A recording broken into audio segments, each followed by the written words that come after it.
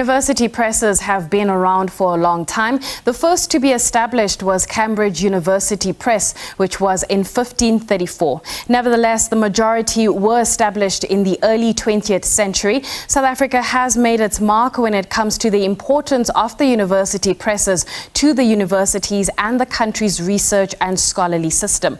Recently, the University of Johannesburg Library founded UJ Press a year ago, and to reflect on the progress made in the past year, we are joined by Professor Maria Frahm-Arp, who is the Executive Director of the library. Prof, thank you so much for your time. Let's start off with the idea behind the UJ Press. What prompted that?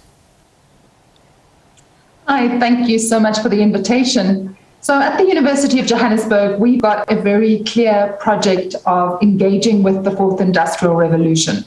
And part of this, we thought, would be to enter into the worlds of publishing, but very much from the perspective of the fourth industrial revolution. So how can we reimagine books? So one of the things that we can do with technology now is that, let's say you're writing a book on mining, and you are explaining to us how new technology that you've developed is going to change something in mining. What we are now able to do is take a whole lot of pictures of what it is that you're talking about, and instead of a person just reading the text, they would be able to have an immersive 3D experience of this new research that you've been doing, or this new technology that you've innovated. And so the idea with the press is really to embrace the fourth industrial revolution, all the different technologies that it enables, and to rethink how we publish and how we share information.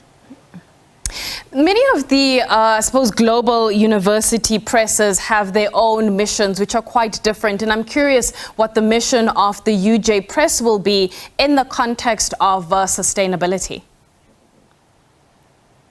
Right. So we are very much an academic press. So everything that we do goes through the normal peer review process. But our particular focus is to look at Africa, and to look at Africa within the context of the fourth industrial revolution. So that's not to say we won't publish other things, but we are particularly keen to support scholarship about Africa, scholarship done by Africans, and scholarship to share ideas and innovations from Africa with the rest of the world. As you'll know, an enormous amount is published, particularly in Europe and then in the United States, but comparatively little work is published in Africa. And one of the reasons for that is because we have comparatively few presses.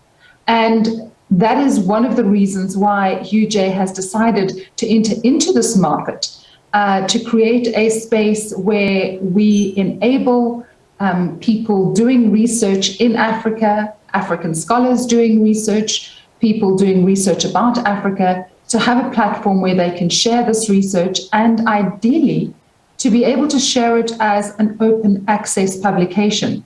In other words, a publication that is free to read. Which is quite a nice way into, I suppose, this next segue for my next question, which is what you'll be offering for academic publishers and what we can look out for the rest of the year. What are some of the exciting plans?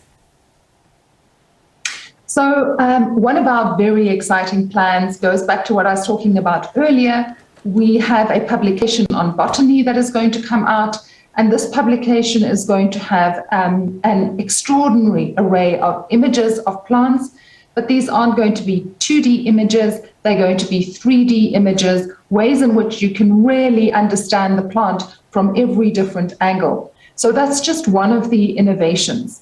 Another one of the things that we're going to be able to do as a press is to publish a whole book, but you as the audience can choose to download a chapter or choose to download the whole book.